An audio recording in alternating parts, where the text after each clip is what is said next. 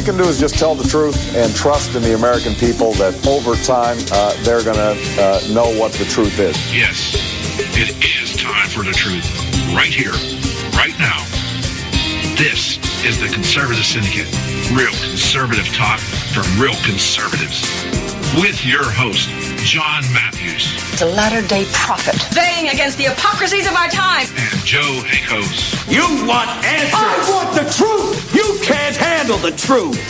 The Conservative Syndicate is comprised of some of the most informed pundits and activists available today. Together, we seek to tear down the imaginary wall, a separation between church and state through education, information, and engagement on the religion of politics and the politics of religion. And now, your host on the globally syndicated Conservative Syndicate, John Matthews and Joe Hakos. And how are we doing out there all across this great land of ours and around the world? It's once again time for the Conservative Syndicate, real conservative talk from real conservatives. I'm your host, John Matthews, along with Joe Hakos, and we are here to do what we do best, and that is to educate, inform, and engage you, our listening audience, on the politics of religion and the religion of politics. Yes, we do break down the imaginary wall separation between church and state, and we do it with facts, figures, and, of course, opinion. Opinion based on truth.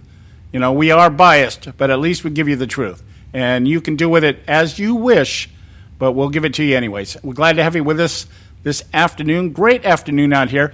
And, well, boy, what a lively week. What a lively week last week.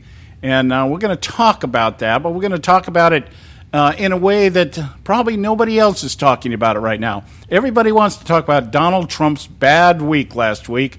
The media had a feast last week on majoring in the minors because that's all they know how to do. They don't know how to do anything else but major in the minors. Pick apart the little things. You know, Donald Trump's a baby hater, all right, because he made some joke about a baby. Melania Trump is now, you know, there's this big thing going on about whether she was here illegally or not. And if she was, how long was she? You know, my only response to that is, how many people are still here illegally for a much longer period of time than if she even was? You know, she still went and got her visa, and she got her green card, and she did everything that the law requires. How many people are out there being defended by the left today? In fact, they even have them come to their convention. Undocumented illegals coming to the convention talking about how great it is to be an undocumented illegal in America. You know, that kind of stuff, you know, so that, but nobody pays attention to that. But we're all worried about Donald Trump's tendency to just, you know, take some things a little bit too personally. And, boy, that is the qualifier or disqualifier. But nobody wants to talk about Hillary's bad week, and that's what we're going to talk about today. And along with that, with Donald Trump's economic speech today, which I thought, as far as a Donald Trump speech, I almost didn't recognize it.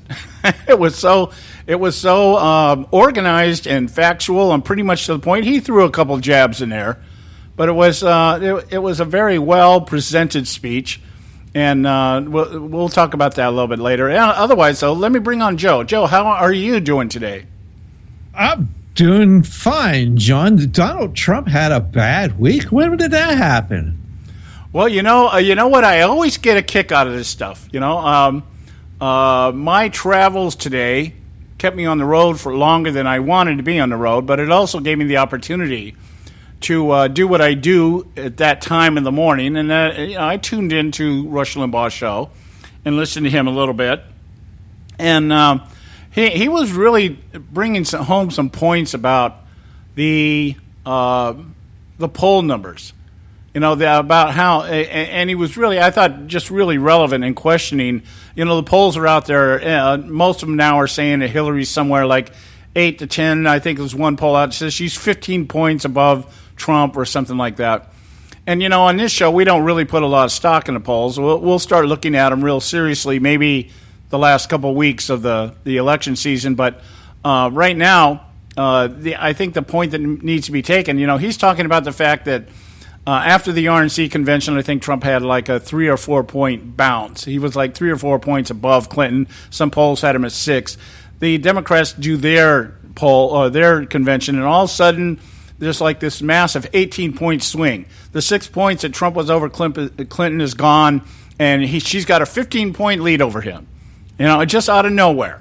Okay, and we had talked about last week that what Rush was very good at pointing out is that the polls these days, they're just whatever the media wants them to be. I don't even know if they're really polling anybody anymore.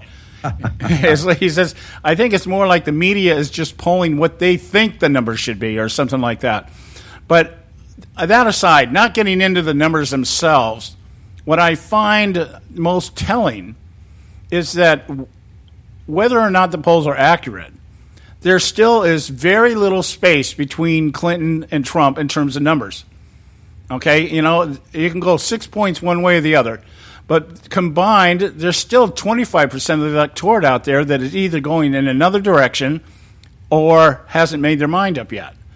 And so you're looking at, Trump just below 40% and Clinton just over 40%. Those are terrible numbers for either candidate. And the point being is Trump is still hanging in there with all the gaffes and everything else, and everybody's singing the praises of Clinton, all of her experience, all of her abilities, her being a woman and being a child, warrior for the children and everything else. And they're still virtually in a dead heat. So, this is unlike any other election at all that I've ever been, I've ever witnessed. How about you?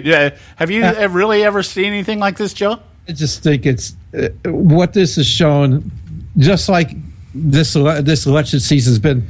It's just been an eye opener that shows how corrupt the two-party system has become. How the elites in both parties are willing to do anything, lie, cheat, steal. They'll do anything to keep their power. The Democrats cheated Bernie Sanders and his people out. What did he get? Well, how many votes did he get? 14 million people voted for him? I don't know how many people voted for him. Yeah, it was somewhere around 14 million, yeah. A lot of people voted for Bernie Sanders, and they were basically cheated out of their – none of their stuff counted. And then you had Trump had a bad week last week. Yeah, and most of that was caused by the establishment Republicans. Right. Leaking information and doing things, nefarious things against their own party's candidate. Yeah. See, that was the most. There's been two of the most telling things for me. I agree with you. Number one is we no longer, and we talked about almost all last week. There is no longer a two-party system in this country. It is the globalists versus the nationalists. I took that phrase that Joe coined last week. That's what it is.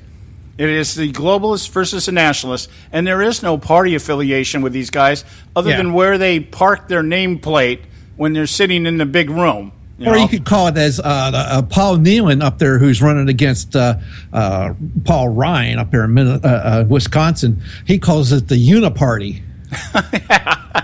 How about this? The Trans Party.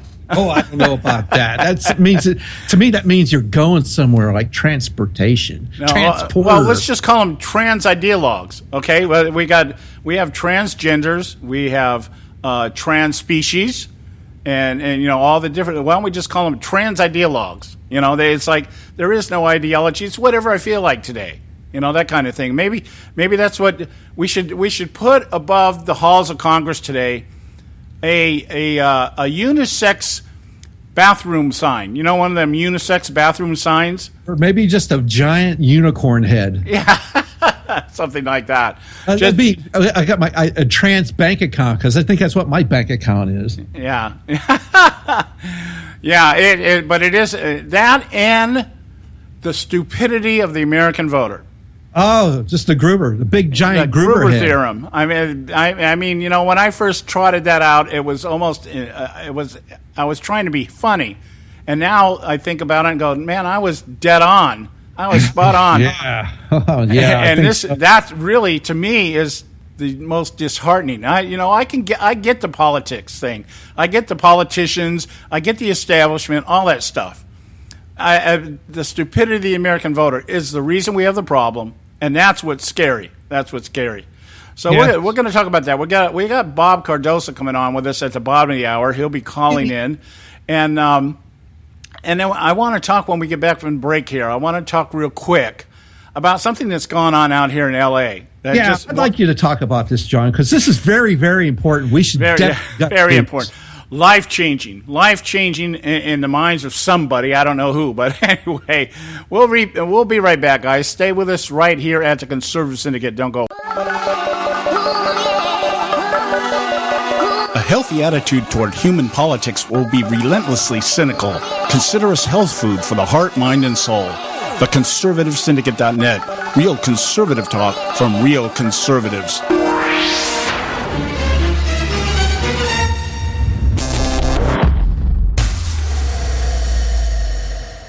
When our water heater broke down last month, it was a nightmare. It took 5 hours for the plumber to show up, and he charged us a couple of $100 just to come out. Then it cost another $1,800 to put in the new water heater. By the time it was all said and done, I felt like I'd been taken. But what else could I do? The smartest thing you can do is get a home warranty from American Residential Warranty. Their home warranties pay to repair or replace all your major appliances when they break, and they will break, and at the worst possible time. Call American Residential Warranty right now for free information on home warranties starting at just pennies a day. Don't wait for your refrigerator to stop running or your ceiling fans to stop turning. Call American Residential Warranty right now. Ask how you can save up to 50% on washer and dryer coverage. Just call 1-800-790-5960. That's 1-800-790-5960. Again, 1-800-790-5960. Call now.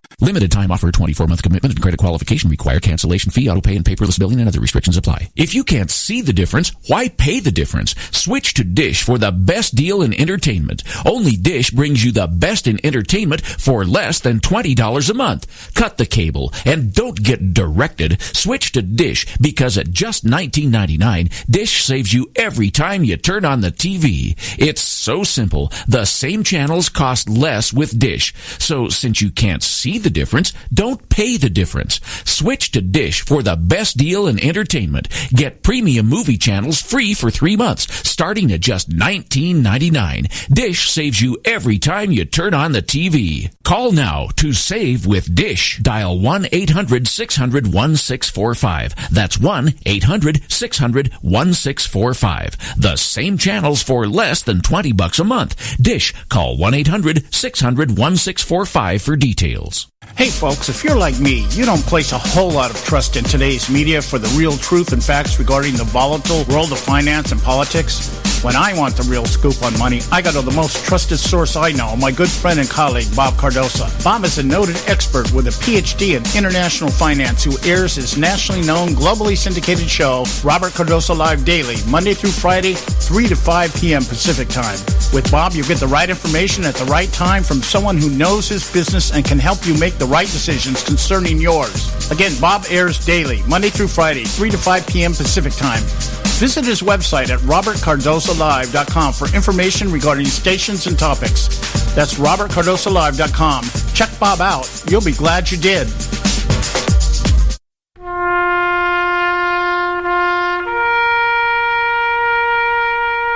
Read something recently worth thinking about.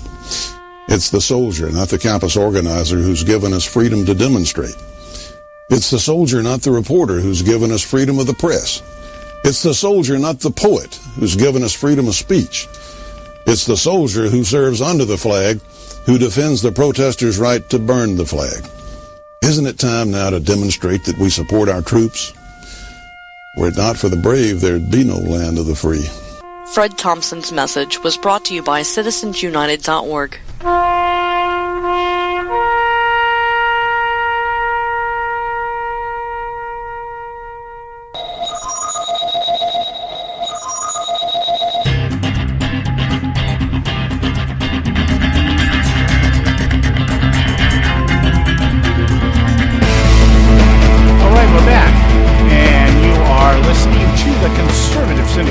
Conservative talk from Real Conservatives. I'm your host, John Matthews, along with Joe Hakos. I want to just spend a few moments on this.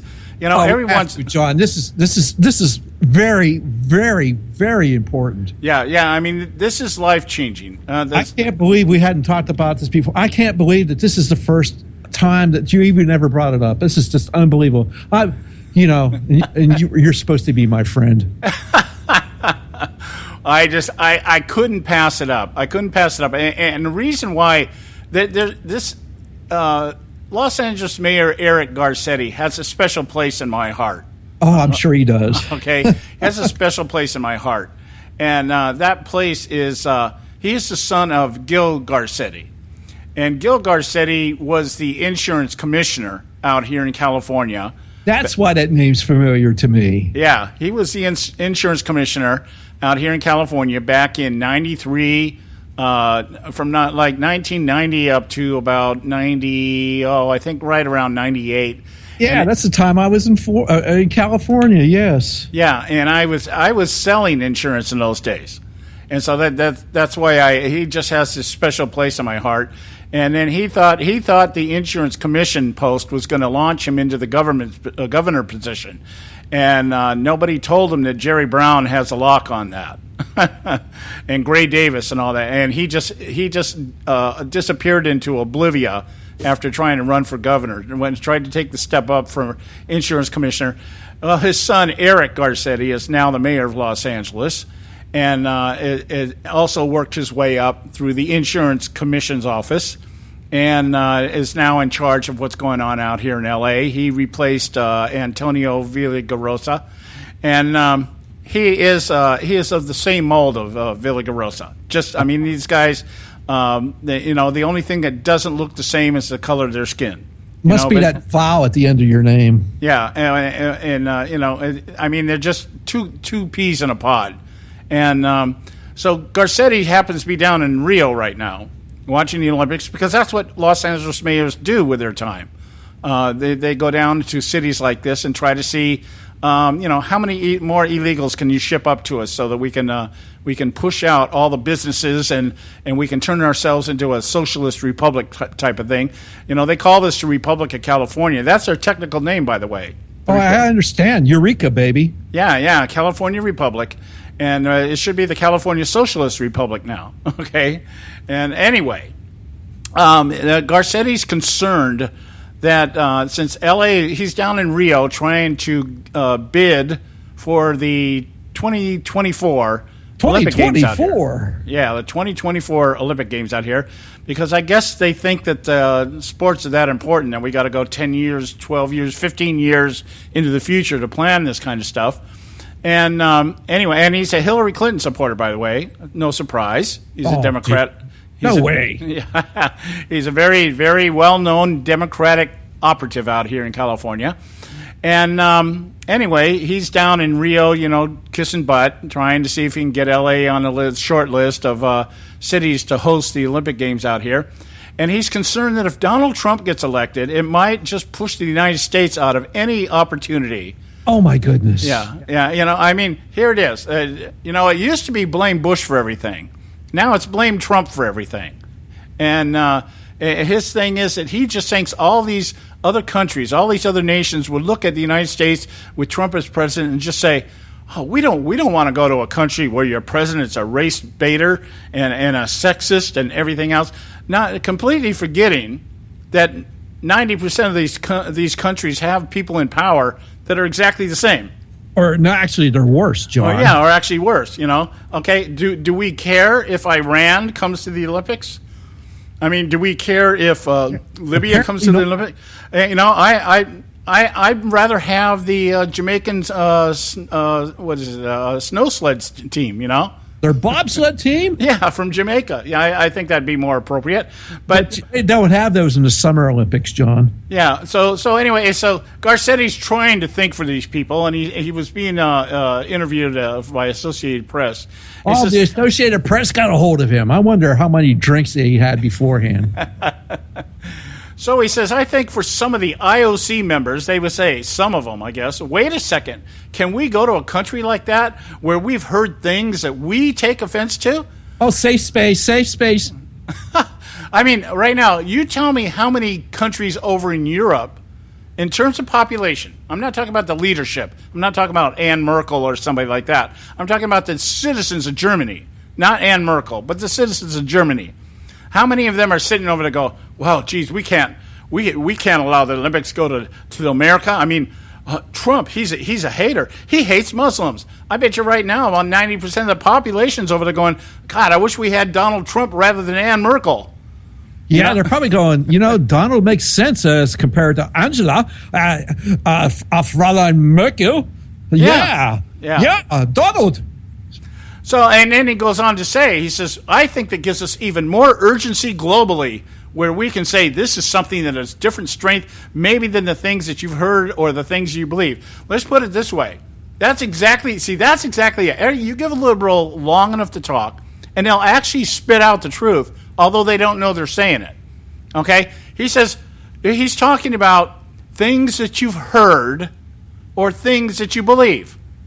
Okay, so the things you believe line up with the things that you've heard. So they're not what they would call these crazy things called facts. Yeah, and it doesn't matter what the facts are. Okay, it's just this is what I've heard. I'll give you a perfect example. There was an article posted somewhere down in Charlotte, North Carolina. Yes.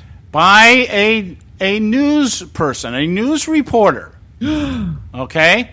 And I don't know if I have it. Let me see if I can. As I'm talking here, I'm looking it up and see if because I know I posted it on my Facebook page, and my heading on it was, there are just enough dumbasses in this country that will read this article and actually believe that it's real.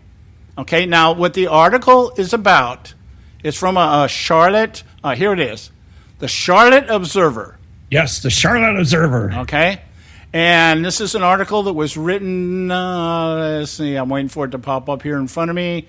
It was written last week, and it was written by Walker Lundy, a special to the Observer. This is a special, exclusive, or, whatever words they put on it, okay? And it starts out this way. In a turn of events that shocked the political world and threw the presidential race into unprecedented turmoil, Donald J. Trump announced yesterday that he is quitting the race and endorsing Hillary Clinton. Trump said oh man, I hate these pop-ups. They put these pop-ups in here and I had popped up and completely blocked me out here. He says, Trump said the only point of his campaign was to show how stupid and gullible many Republican voters are. I've been a Democrat all my adult life, Trump told a packed and boisterous news conference, but I knew if I ran as a Republican and said increasingly ridiculous, idiotic, racist, and sexist things that I would get a lot of votes. Okay, now, here you've got a guy reporting to the people down in Charlotte who obviously thinks, as we think, that you guys are proponents of the Gruber theorem. You're just too darn stupid. You're too darn stupid to know. But the point being is that usually when you read an article like this, you see this like in The Onion or something like that, and you go, ha, ha, ha, this is supposed to be a legitimate reporter. And nowhere in here is there a disclaimer or anything anything that says, hey, I'm just writing this because I'm a pissed off Democrat. Okay, and I want to take a cheap shot at Donald Trump or anything. I guarantee you, people all over the country reading this thing, and actually I bet you're freaking out. And I bet you a bunch of Trump supporters were freaking out. Oh, yeah, probably. I bet you, I bet you there's a bunch of establishment Republican types that were freaking out. Yeah, well, he goes on. See, he goes on to lay statements to Paul Ryan. Why isn't Paul Ryan out there saying something about the fact that, hey, people are putting words in my mouth and just making stuff up? He says, Paul Ryan says, after I thought about it a bit, I realized this made a lot more sense than the campaign he was running. The joke's on us. Ha ha. Okay, so this guy wrote this article with it'd be great if, it's a satire. I'm sure it's satire. I'm sure the guy's just, having some fun or, venting or expressing his disdain for Donald Trump, or his disdain for Republicans or whatever. But shouldn't there be some type of requirement that when you're writing something like this, if you're doing it for a legitimate post, that you have to disclaim or somewhere acknowledge, hey, I just made this stuff up just to pull your leg? I just made this crap up. That's what they used to have these people called editors for. Yeah, well, the editors are probably the one who put them up for it. to it. Yeah, exactly. So that tells you that they're in on it, and so this is the message they want to send out. Yeah, this is how dishonest the media is today, John. We know that. Yeah, and it's perfect. The reason I brought it up is exactly what you're saying. It is so indicative of what's going on right now that the media has just decided, okay, no holds barred, no integrity required. Not that they've had any, but at least they used to pretend that they did. Yeah. It's no longer, it's like whatever we can put out there. And that gets back to what I was talking about earlier with Rush Limbaugh and the polls. Yeah. Okay, the polls are basically whatever they wanted to be. And, what Limbaugh brought up, what I thought was really, I think, relevant to some degree. He resurfaced the comments made by Bob Costas last week for the Washington Post when he was asked by Charlie Rose, do you think Trump really has, basically what Rose was saying is, how long is this Trump thing going to continue? When is he going to finally die? And Costas came out and said, well, there's a lot of voters out there that have never voted before or have not voted in a long time, and they're not being included in these surveys and polls. And I heard that and I went, and he says, and if those people show up, who knows where this thing is going to go? Yeah, that's the whole thing is, I was listening today, I heard the comment made that the patterns and the tools that they use to do these polls are just the same as everything else they've done in this election season, which they've got it wrong because this is a different kind of thing going on now. Yeah, this is not, as we have been, if anything is evident, is that we cannot sit here and use any kind of traditional template to determine what's going on. You can't, there's no way in the world we know one way or the other right now how this thing is going to pan out. And I think the most indicative thing of that is that the polls, regardless of their legitimacy or not, some of them are considered legitimate, some are jokes. But the point is, none of them have changed the way that they do things. And so what they're doing is they're still out there polling.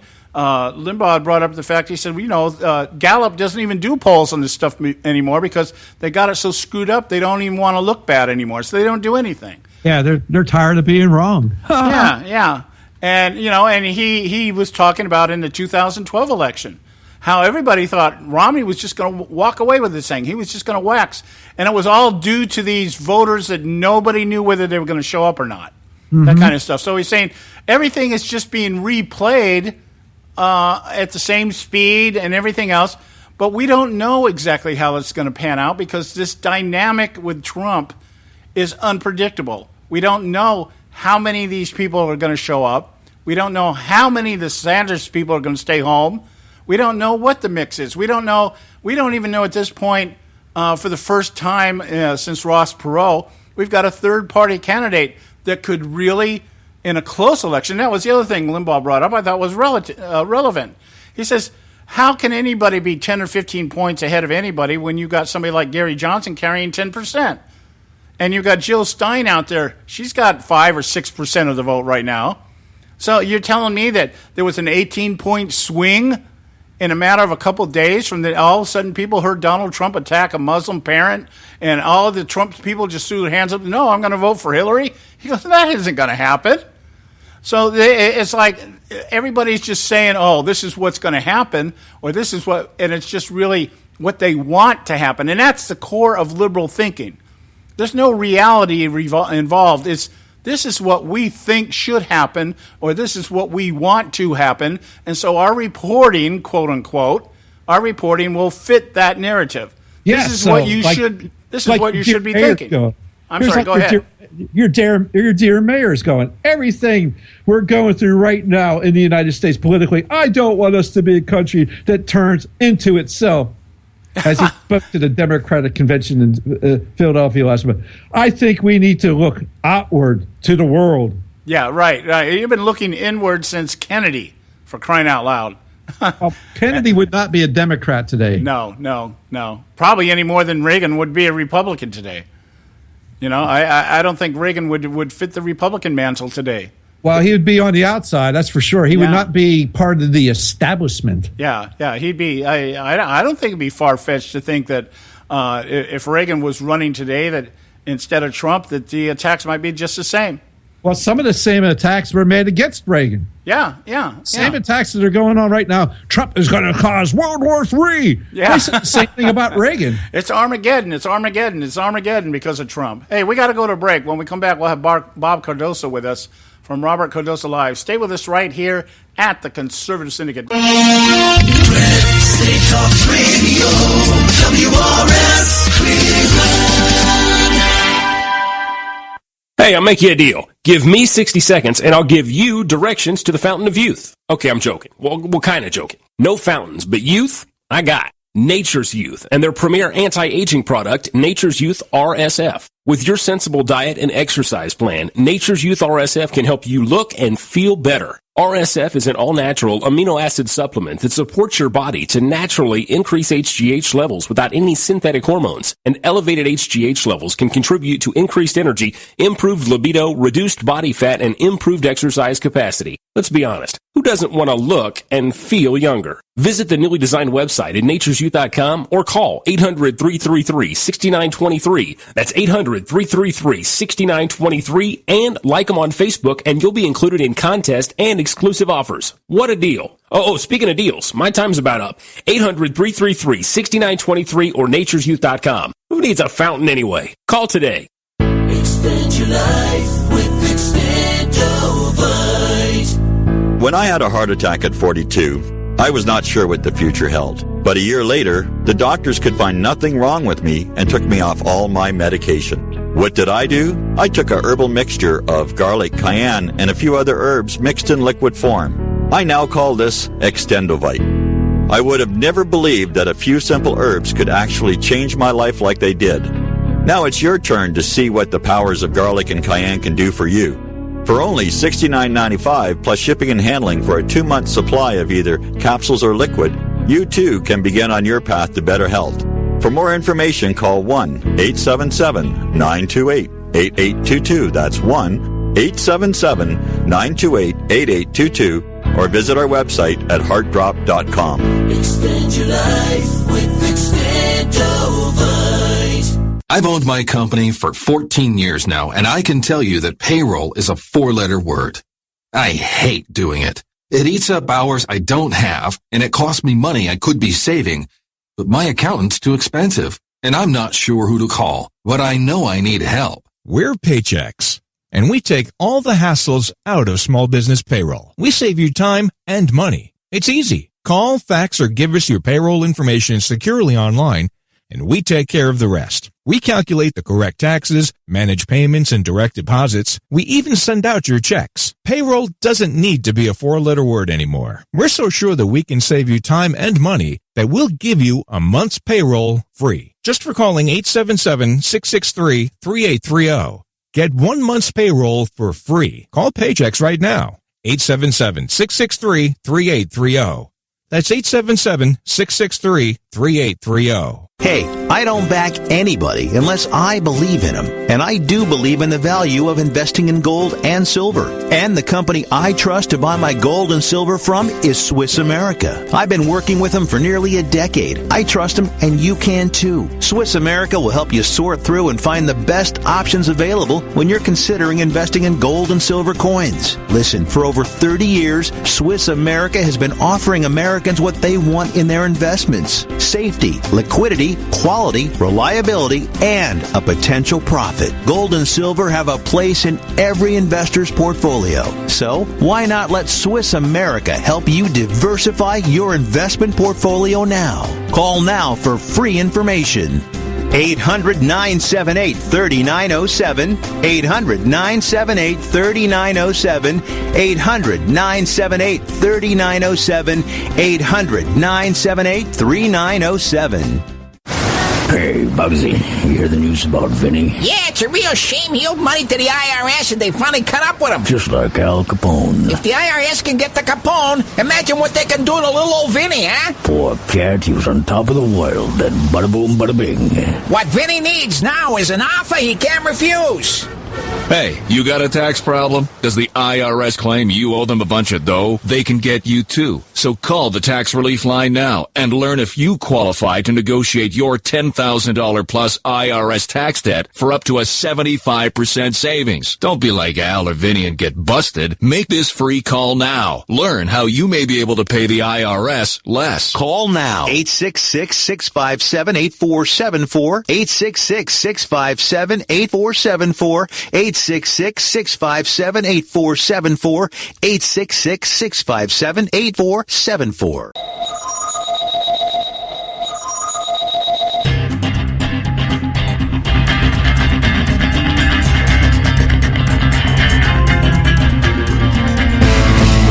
All right, hey, we're back, and you're listening to the Conservative Syndicate, real conservative talk from real conservatives. I'm your host, John Matthews, along with Joe Hakos.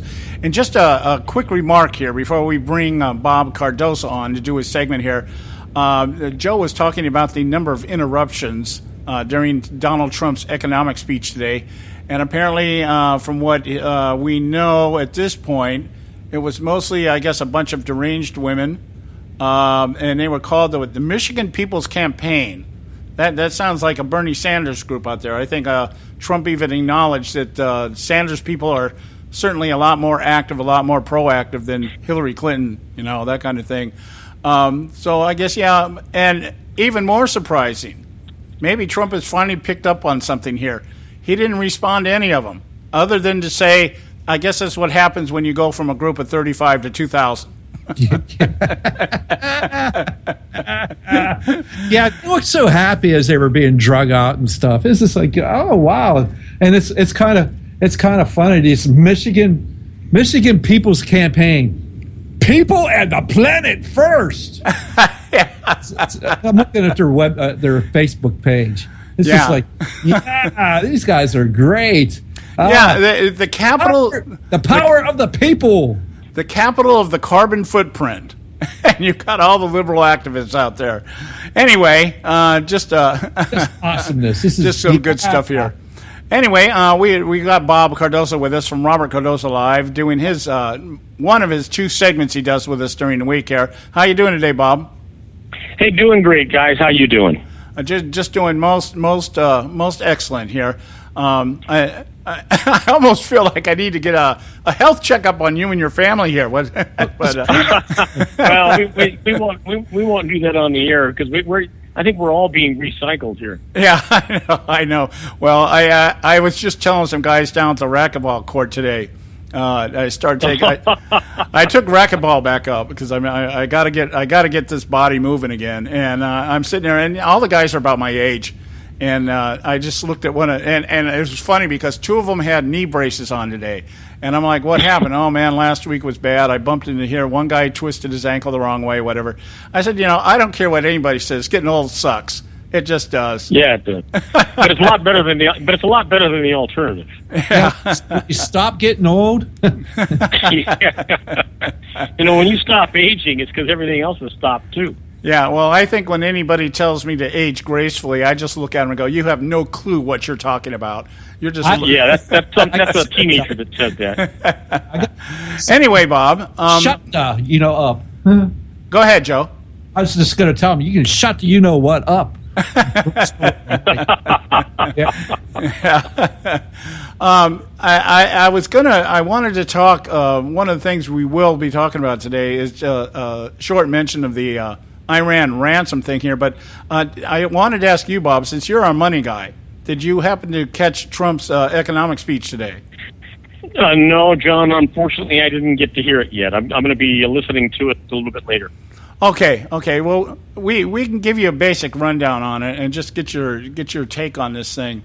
But let's talk. Since I told you we were talking about the Iran ransom thing, let's talk about that because I don't want to hit you upside the head here if you didn't catch the speech here. One of the things that is coming out here, I think the most telling. This is one of those situations where I think the Obama administration. I guess the first thing, let me start it out this way. The first thing that just really gets me about this whole thing is that this exchange took place in January. And why are we just now hearing about it? Yeah, that is something. But there's something else interesting here, John. You guys may not have caught it. Are you familiar with the name Shahram Amiri? No. Well, let me tell you about Shahram Amiri. Shahram Amiri was a nuclear scientist who developed a software program for the United States government that interfered with the process of making nuclear-grade uranium for Iran and kind of stopped their centrifuges, and it caused all kinds of problems. And then he was also the guy that created these tests for determining where they might have nuclear stockpiles and where the manufacturing might take place. And he was actually offered $50 million by the United States to do all this, and he didn't actually take it.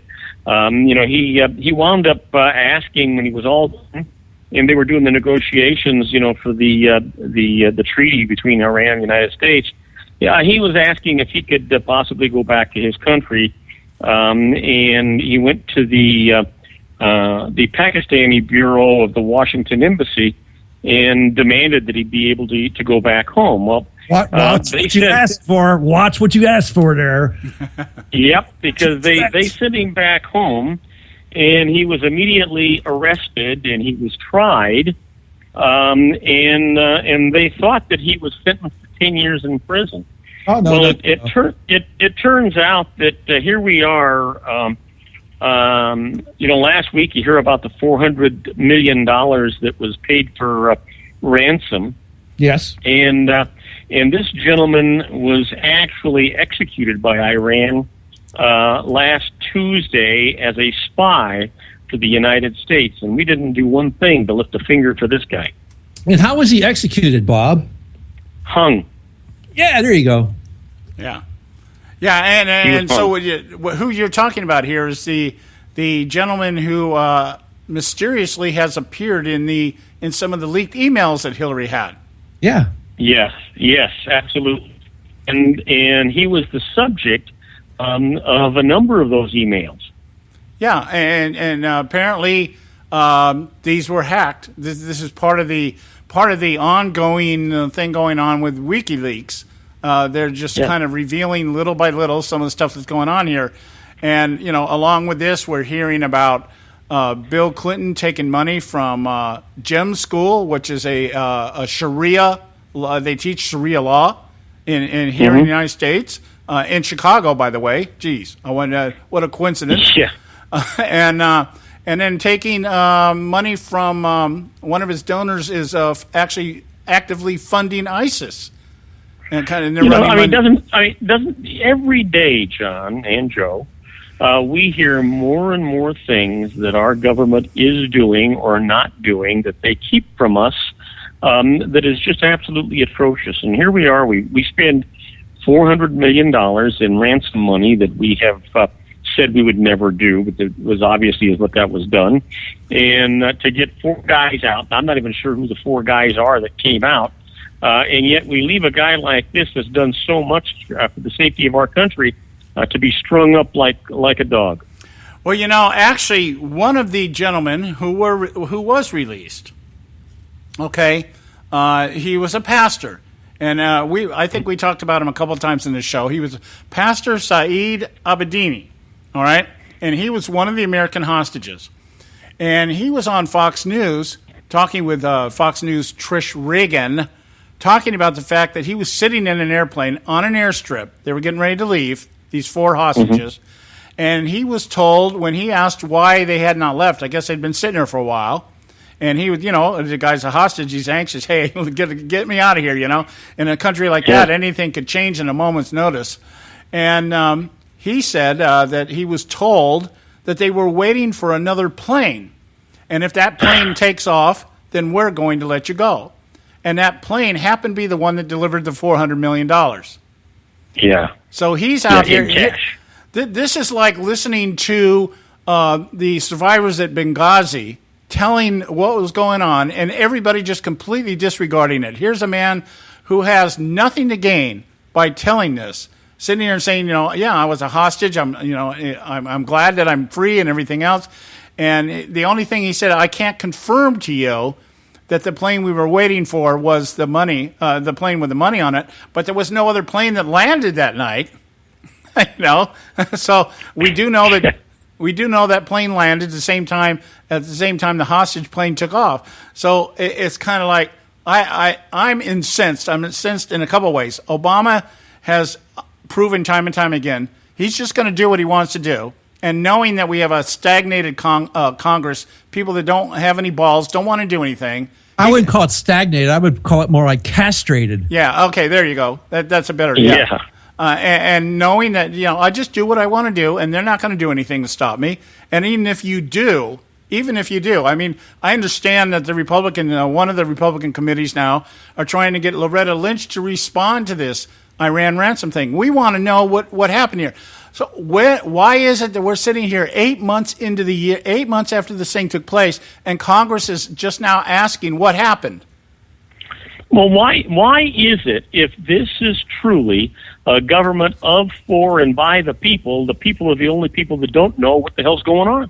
Well, I think it's an indictment, certainly on the Obama administration, that there's no regard for the Constitution or the separation of powers. It's an even bigger indictment that Congress is sitting around not even knowing what's going on, and obviously after 8 months, nobody's even bothered to ask.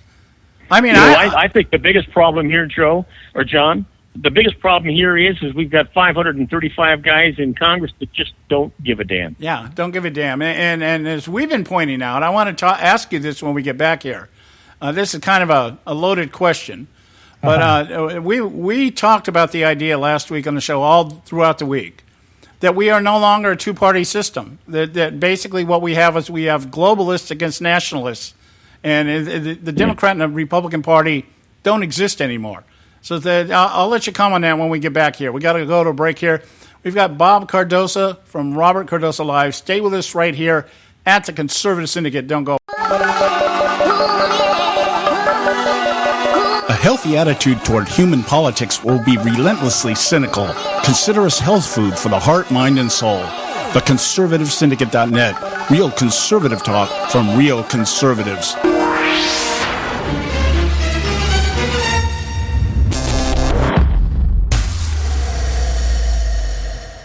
Hey folks, if you're like me, you don't place a whole lot of trust in today's media for the real truth and facts regarding the volatile world of finance and politics. When I want the real scoop on money, I go to the most trusted source I know, my good friend and colleague, Bob Cardosa. Bob is a noted expert with a PhD in international finance who airs his nationally known, globally syndicated show, Robert Cardosa Live Daily, Monday through Friday, 3 to 5 p.m. Pacific Time.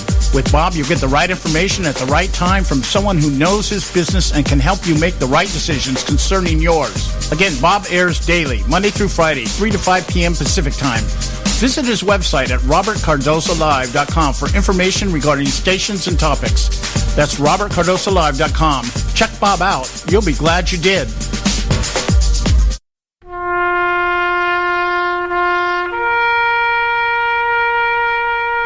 Read something recently worth thinking about. It's the soldier, not the campus organizer, who's given us freedom to demonstrate. It's the soldier, not the reporter, who's given us freedom of the press. It's the soldier, not the poet, who's given us freedom of speech.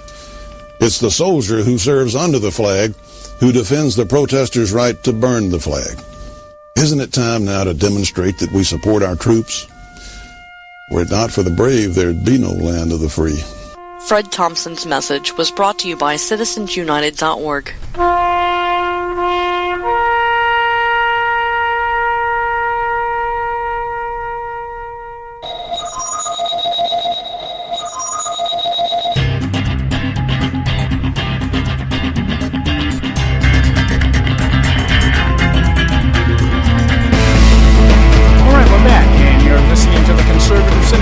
Conservative talk from Real Conservatives. I'm your host, John Matthews, along with Joe Hakos. And hey, just a quick word of encouragement.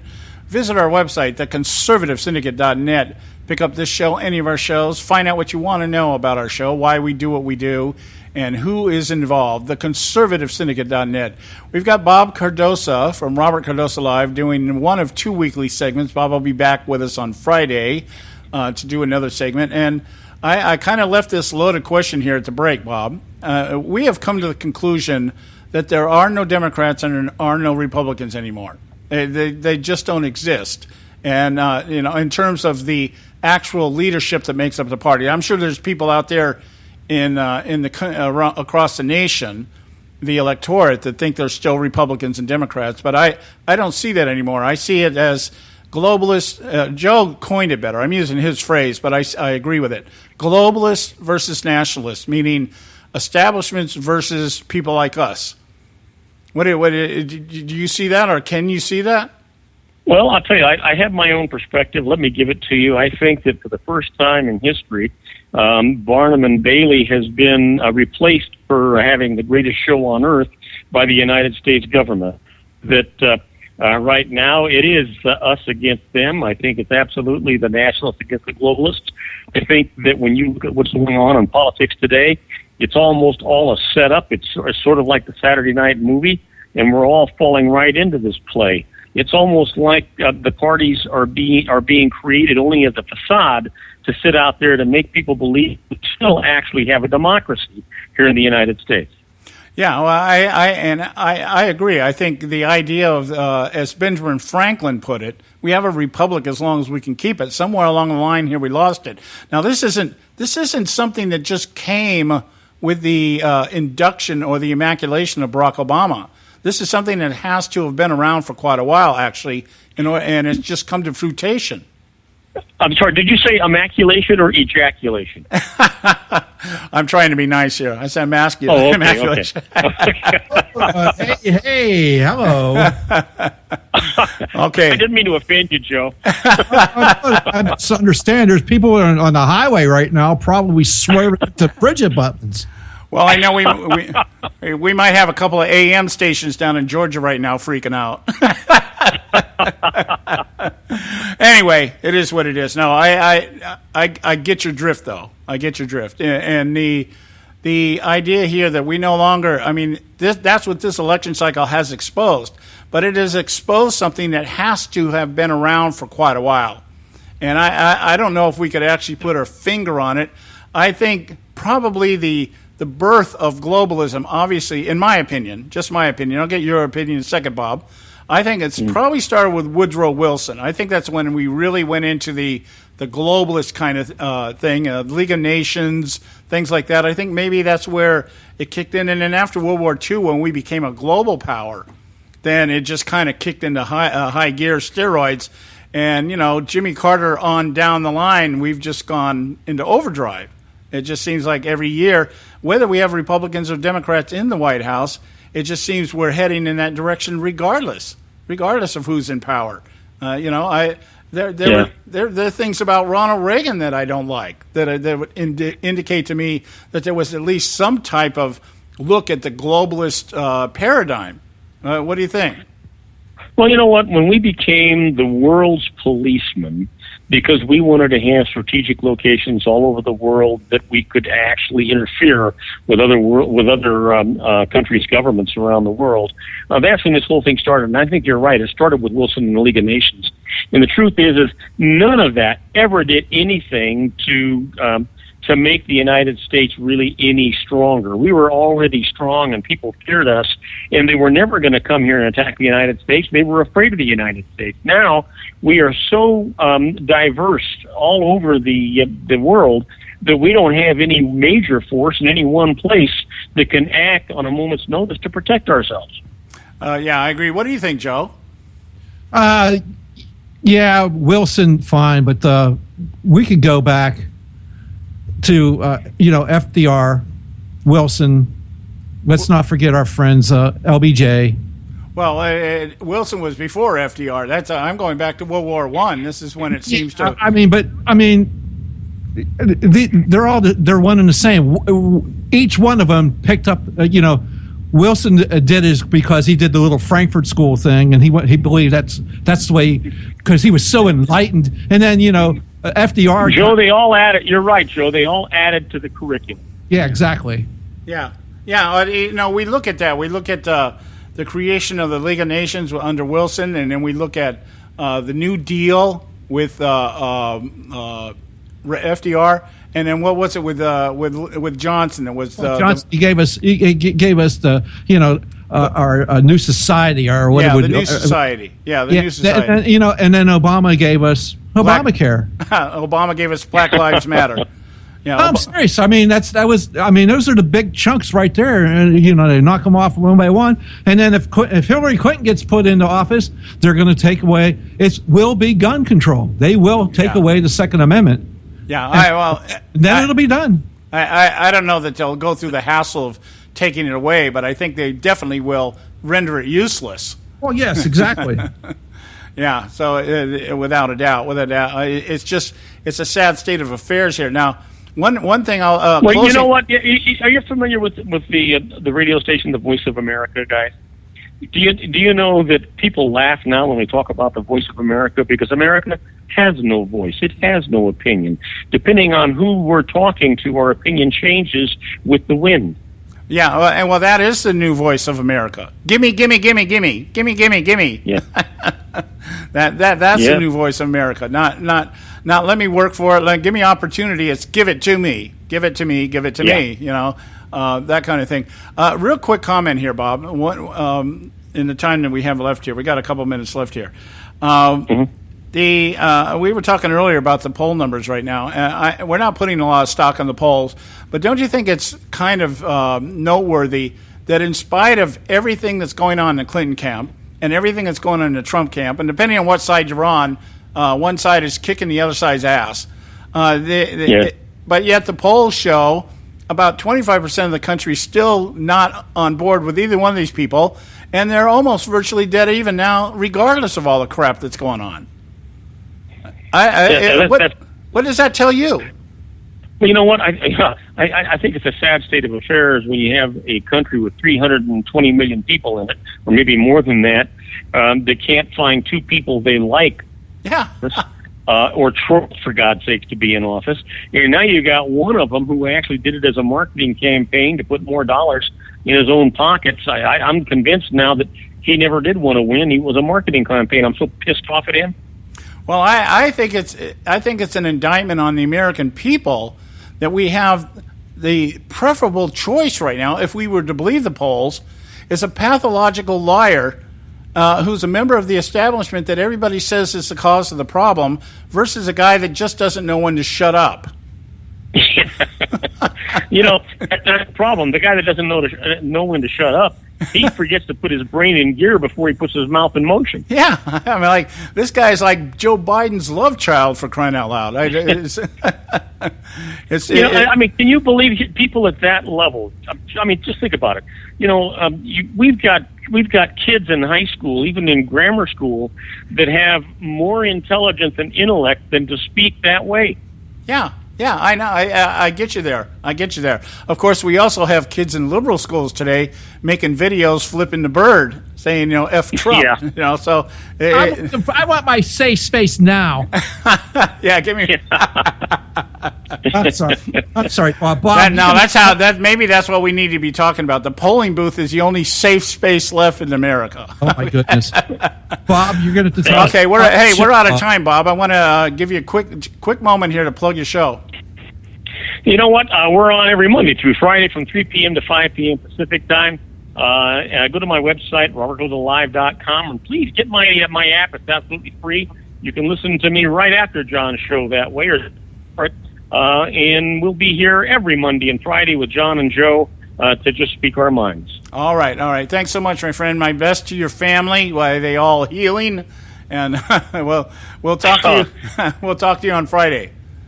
All right, take care, guys. Okay, guys. Okay, it's time for the Edwards Notebook and pay some bills, and we'll be right back. Stay with us right here at the Conservative Syndicate. Don't go. The Democrats have themselves made the best case possible against the election of Mrs. Clinton to the presidency of the United States of America.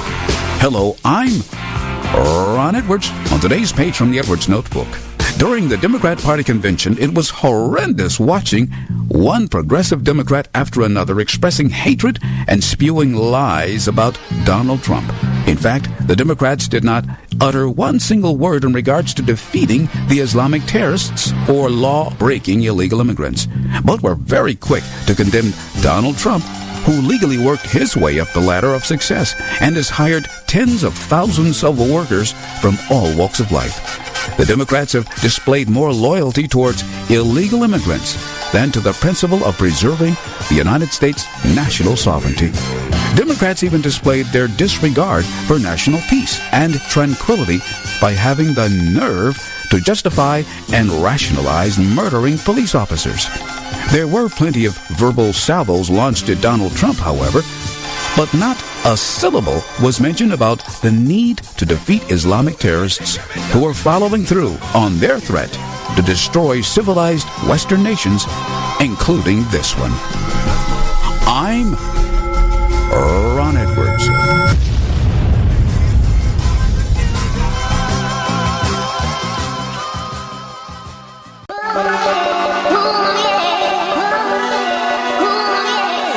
You can catch all our archives at theconservativesyndicate.net. The Conservative Syndicate. Real conservative talk from real conservatives.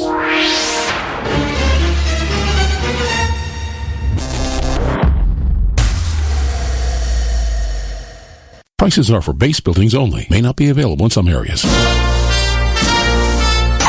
Attention business owners, do you want a stimulus package that really works? Before you spend thousands of dollars more than you should on your next building project, listen to this. General Steel has a stimulus package designed to help you save as much as half the cost of conventional construction on your next building. As much as half. That's right, General Steel can save you thousands of dollars with a pre-engineered steel building designed for your business or church. How about a 50 by 100 foot building for under $30,000? So don't pay thousands more than you should without calling General Steel first and save as much as half the cost and time of conventional construction. With the projected demand for steel in Japan and China, prices may be skyrocketing. 877-927-3360. 877-927-3360. 877-927-3360. Term life insurance. It can be a powerful way to protect your assets and your family. You work hard to earn and save your money to build a nest egg for the future. Don't let it get wiped out because you didn't plan ahead. Take the time now and make a small investment in $500,000 or more in quality term life insurance. Call the Term Lifeline and let us shop the best companies to give you the lowest rates. We specialize in policies of $500,000 and above. Ask about some of our 10 and 20-year fixed rate plans with guaranteed rates. Call the Term Lifeline right now for your free insurance quote. 800-870-3609. 800-870-3609. You owe it to yourself to protect your family and your assets. Make term life insurance part of that plan. Call the Term Lifeline right now. 800-870-3609. 800-870-3609. Hey folks, if you're like me, you don't place a whole lot of trust in today's media for the real truth and facts regarding the volatile world of finance and politics. When I want the real scoop on money, I go to the most trusted source I know, my good friend and colleague, Bob Cardosa. Bob is a noted expert with a PhD in international finance who airs his nationally known, globally syndicated show, Robert Cardosa Live Daily, Monday through Friday, 3 to 5 p.m. Pacific Time. With Bob, you get the right information at the right time from someone who knows his business and can help you make the right decisions concerning yours. Again, Bob airs daily, Monday through Friday, 3 to 5 p.m. Pacific Time. Visit his website at robertcardosalive.com for information regarding stations and topics. That's robertcardosalive.com. Check Bob out. You'll be glad you did.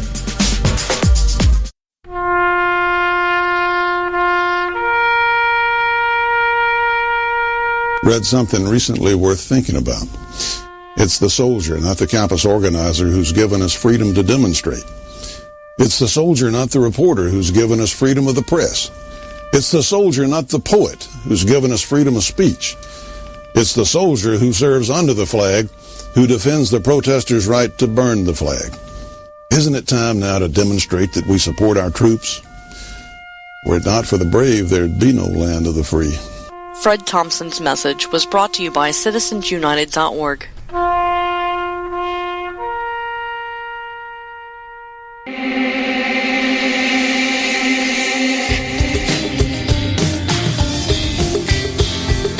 Hey, all you can do is just tell the truth and trust in the American people that over time they're going to know what the truth is. Yes, it is time for the truth.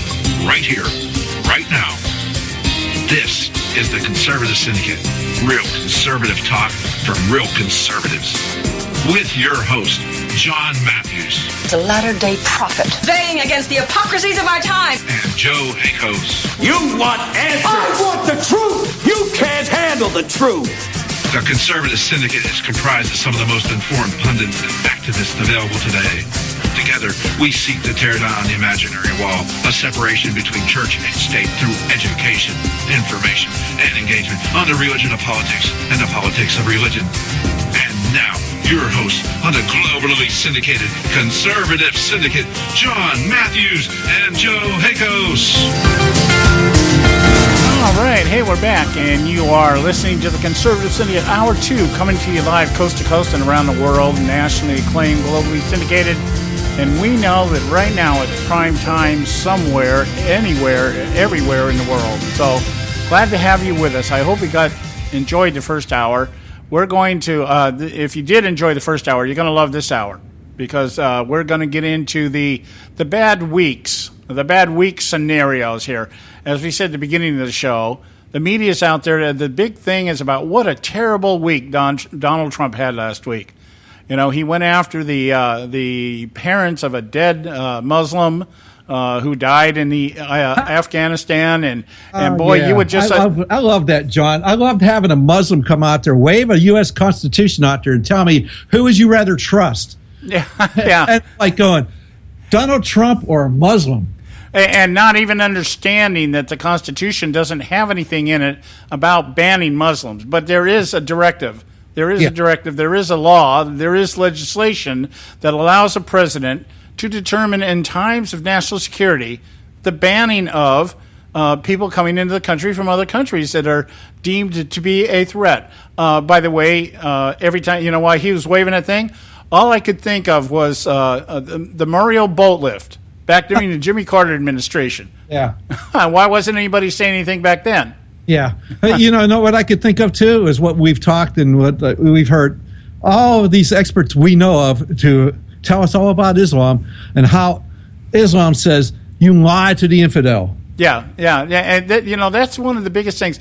Every conversation I've ever had with somebody about Islam, and you start telling me, okay, Islam is a religion of peace and everything else, you know what? That may be. I'm not going to argue that. I'm not going to argue. I do a lot of comparative religion teaching in the years I've been in ministry. Very little do I spend on Islam, because Islam is pretty easy to understand. Okay, Muhammad the Prophet. Boom. That's it. That's all you got to know. And whether it's a religion of peace or religion of war or jihad or anything else, the element, the thing that nobody ever wants to talk about is just what you said, Joe, is that Islam looks at anybody who's not a Muslim as an infidel, an animal, below human, on the food chain. You're right down there with the dogs. And there is no problem lying. In fact, I believe the Quran in there even talks about it to the degree, I don't remember the actual phrasing. But it's okay to lie to infidels. Yes, absolutely. So it's lies. So I'm watching this guy saying, who would you rather trust, a Muslim or Donald Trump? Like going, okay, let's see. Donald Trump, I don't think, has gone out and had anybody in his religion killing anybody and chopping their heads off. I'm going for him. Well, I take it. I personally take it one step further. Maybe if we gave each of these two people a Constitution test, we don't know. We don't know what they would score. I don't think either one of them would score very high. But I can tell you one thing. Donald Trump understands the Constitution more than this guy does, because Donald Trump has benefited from the Constitution more than this guy has. Okay? I bet you he could guess at half the answers and get them right, just because the whole idea of American exceptionalism is kind of inbred into you. It's inherent. And the only reason why we have, 50% of the population right now not understanding what's going on here in terms of progressivism and how they're advancing their agenda and their ideology as real democracy versus republicanism is because people don't know that inherent what do you want to call that? An inherent element of American exceptionalism isn't being taught or bred anymore into these generations. Now it's all, hey, we'll pay for college if you come work for the state. Yeah. Yeah, that's going to work out really well. Yeah. And which leads me into Hillary. Yeah. So anyway, getting back here, we mentioned at the beginning of the show here. We talked about we're at our short segment here. That's right. Break. Okay, we got to go to break. When we come back, Joe's got a montage of Hillary's past stances, Miss Flip Flopper, and that's in addition to everything else we're going to talk about that highlights Hillary's bad week last week. She had a week, in my opinion, and I think anybody, if you really put it all together, much worse than Donald Trump had. Okay, stay with us right here at the Conservative Syndicate. Don't go away. A healthy attitude toward human politics will be relentlessly cynical. Consider us health food for the heart, mind, and soul. TheConservativeSyndicate.net. Real conservative talk from real conservatives.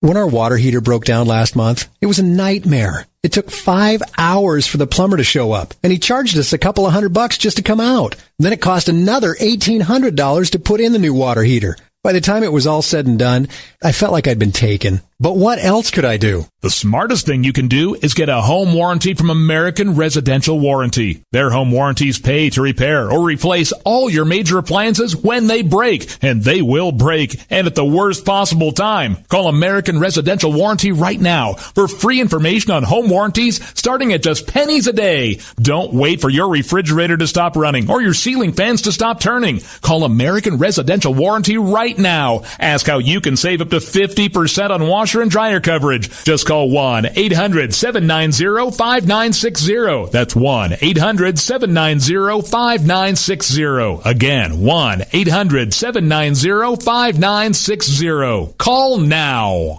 Limited time offer, 24-month commitment and credit qualification require cancellation fee, auto pay and paperless billing and other restrictions apply. If you can't see the difference, why pay the difference? Switch to Dish for the best deal in entertainment. Only Dish brings you the best in entertainment for less than $20 a month. Cut the cable and don't get directed. Switch to Dish because at just $19.99, Dish saves you every time you turn on the TV. It's so simple. The same channels cost less with Dish. So since you can't see the difference, don't pay the difference. Switch to Dish for the best deal in entertainment. Get premium movie channels free for 3 months, starting at just $19.99. Dish saves you every time you turn on the TV. Call now to save with Dish. Dial 1-800-600-1645. That's 1-800-600-1645. The same channels for less than $20 a month. Dish. Call 1-800-600-1645 for details. Hey folks, if you're like me, you don't place a whole lot of trust in today's media for the real truth and facts regarding the volatile world of finance and politics. When I want the real scoop on money, I go to the most trusted source I know, my good friend and colleague, Bob Cardoso. Bob is a noted expert with a PhD in international finance who airs his nationally known, globally syndicated show, Robert Cardoso Live Daily, Monday through Friday, 3 to 5 p.m. Pacific Time. With Bob, you get the right information at the right time from someone who knows his business and can help you make the right decisions concerning yours. Again, Bob airs daily, Monday through Friday, 3 to 5 p.m. Pacific Time. Visit his website at robertcardosolive.com for information regarding stations and topics. That's robertcardosolive.com. Check Bob out. You'll be glad you did.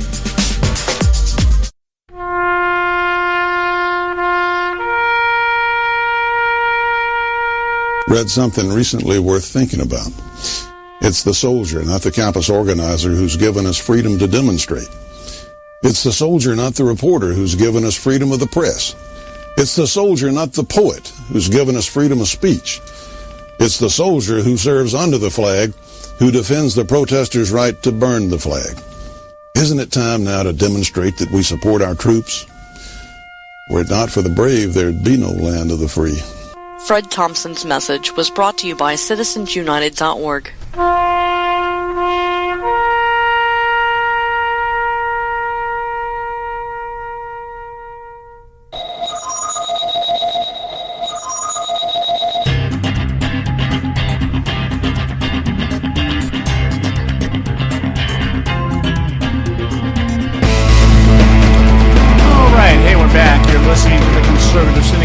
Conservative Talk from Real Conservatives. I'm your host, John Matthews, along with Joe Hakos. You know, I wondered how long it was going to take to start injecting political correctness to the extreme degree in the Olympics. You know, I thought, last week it was kind of funny. There's one of the soccer players, U.S. soccer player, I don't know her name, I don't remember her name, but she was concerned about the Zika virus down in Rio. And I guess the crowd is showing their appreciation for her by every time, I guess, when she has the ball or something, they're booing her. And from one of my kids at our church yesterday, who's really into soccer, every time she kicks the ball, the crowd yells Zika. And I thought, that's kind of funny. I find kind of stuff like that humorous. But I wondered when it was going to get into the really politically correct stuff. And of course, I'm specifically talking about the idea of when was Black Lives Matter going to enter into the Olympics. And lo and behold, here it is. I want to share this with you here before I let Joe go on you. Team USA gymnast Simone Biles, black girl on the U.S. gymnastic team. And NBC gymnastics announcer Al Trautwig referred to her adoptive parents, Ron and Nellie Biles, as her grandparents. Okay, the backstory. They always try to give you the backstory because that's really more important than the actual accomplishments. And Ron and Nellie Biles apparently are indeed her biological grandparents. And they adopted Simone and her sister in 2001 because Simone and Andrea's, the sister's name is Andrea, the daughter, their biological mother struggles with alcohol and drugs, and so the grandparents adopted the two children and basically have been raising them ever since. Mm-hmm. So I don't know why this is a big deal, but apparently it is a big deal. Trautwig referred to Ron and Nellie Biles as her grandparents rather than her parents. And the adoption advocates are upset. And they're out there on Twitter saying that this guy should be fired because he referred to her biological grandparents as her parents rather than her real parent, who apparently is having some drug problems. Okay, and they don't say whether the father's in the home or not. They're saying the daughter, who's a daughter of Ron and Nellie Biles. Anyway, this is weird.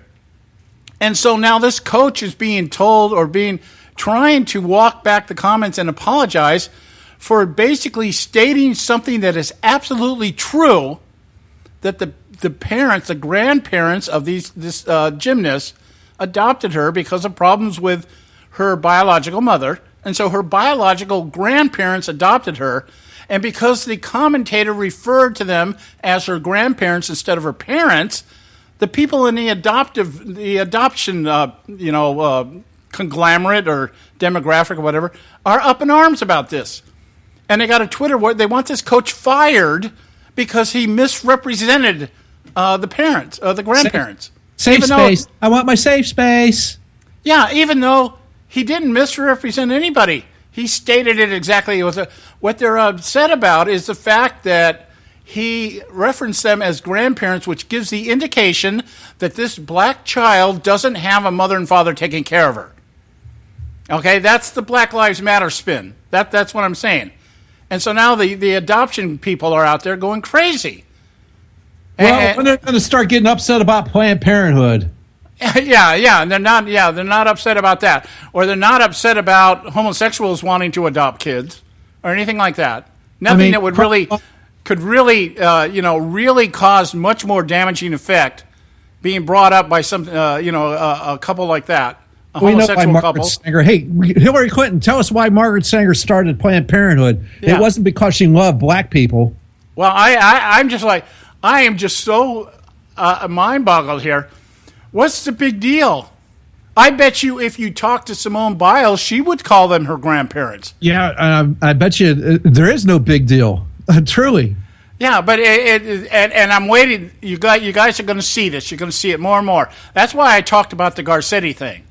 The idea here that we're basing a choice as to where the Olympics Games are going to be based on the political correctness, the paradigm of political correctness. Oh, we don't want to go to the United States. I mean, they hate Muslims. Okay, I'm of the opinion, don't ever come here. I don't really care. Yeah, I don't either. Have the Olympics. I don't care if the Olympics ever go on again, ever, to be quite honest with you. And we're talking about actually one of the most politically saturated entities that are out there is the Olympics. Yes, absolutely. It's ridiculous. I mean, you can go back to Jesse Owens in Hitler's Germany. Yeah. Well, not only that, just the way that they choose who's going to win. Oh, yeah. One thing, I used to love watching gymnastics, and I used to love watching ice skating and stuff like that, but they've already chosen the winner before they get there. Yeah. It's whoever the darling of the day is, that kind of thing. Yeah, exactly. And in the ice skating, if you're an out of the closet homosexual, you're a shoo-in. Oh yeah, well you definitely got a leg up on them. Yeah. So anyway, I wanted to throw that out there. I'm wondering how far this is going to go. I wonder. It's not going to be about the Olympics anymore. It's going to be about the thing. Michael Phelps, he wins another medal here, and what are they talking about? He's got bruises on his back. Where did he get those bruises? I don't know. Maybe somebody beat him up with a bong. Yeah. Who knows? I don't know. Okay. Anyway, Joe, we were talking about Hillary's bad week last week. Yeah. I think we should continue her bad week. Yeah. Now, she short-circuited on her claim that she didn't lie to the FBI. Now, we all understand that it's from the FBI's perspective. She did not tell them anything untruthful. However, she lied to the American public, and that's been the spin. I didn't lie to the FBI. Therefore, I didn't lie to anybody. Okay? Yeah, well, she's short-circuited quite a bit in her lifetime, I think. So the Freudian slip in the middle of one of her speeches, she said, we're absolutely going to raise the taxes on the middle class. Yes, absolutely. Okay. And I'm going to be your champion. Yeah. I mean, we know that it was a slip, but it was a slip that is more indicative of what they really think than the fact. I'm sure she wanted to say the 1% or the rich or the wealthy or whatever. Here's what she meant, John. Right here. Here's what she meant. Everyday Americans need a champion, and I want to be that champion. Yeah. Yeah. That's what she meant to say. Okay, we talked about the poll numbers. We talked about the poll numbers. Virtual tie. No matter how much Donald Trump shoots himself in the foot or how many times he does it, the polls are still at a dead heat, and neither one of them are walking away with this thing. When you got less than told John, I think the truth be told, I think actually Trump is probably way ahead. We're just not going to hear about it until unless they absolutely steal the election. I think we won't hear about it until election the result. That's the only poll that really counts is election day. Yeah, I agree. I think what I want to see. I would love to see one or two, even if they're just small states. I would like to see the Electoral College go to Gary Johnson or Jill Stein, just to make things interesting. I don't think that'll happen. Maybe they can pull in Puerto Rico or something, but the point that would be really interesting if we had these third-party candidates do some kind of damage just for that reason.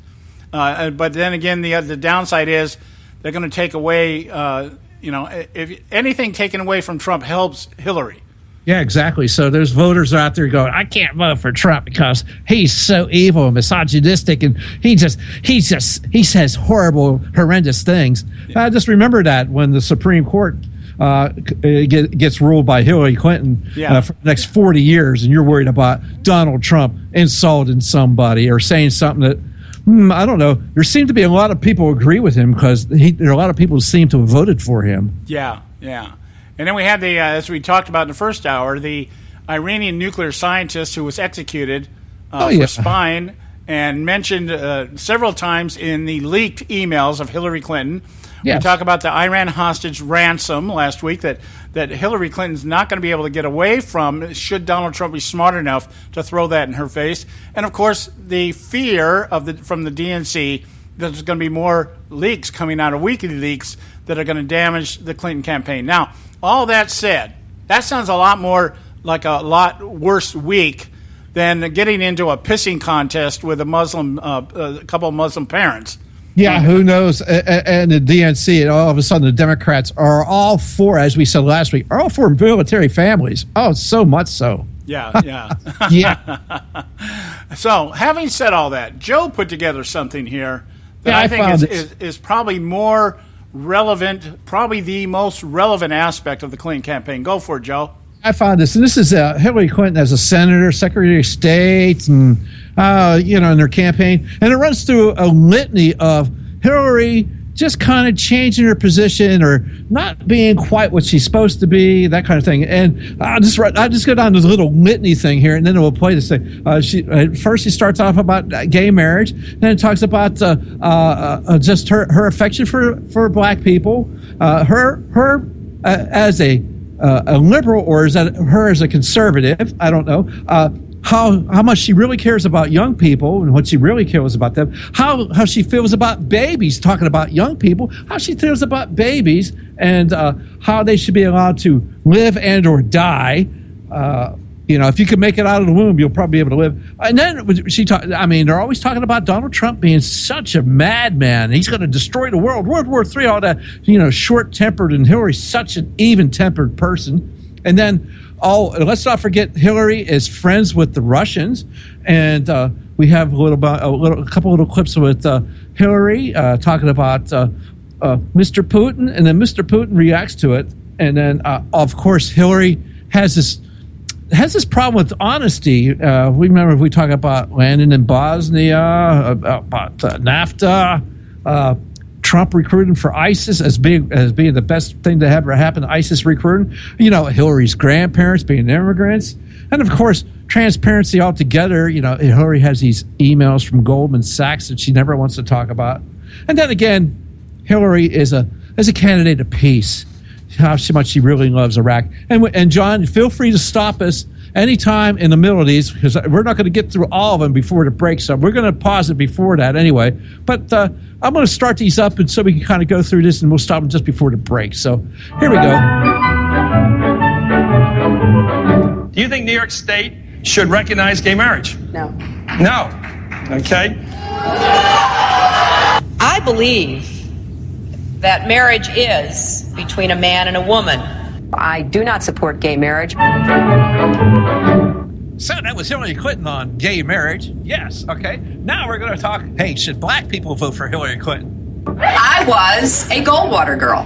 I'm very proud that I was a Goldwater girl. Goldwater was against the 64 Civil Rights Act. 40,000 people, half of them Negroes, demonstrate against Goldwater. I am compelled to urge Negroes and all people of goodwill to vote against it.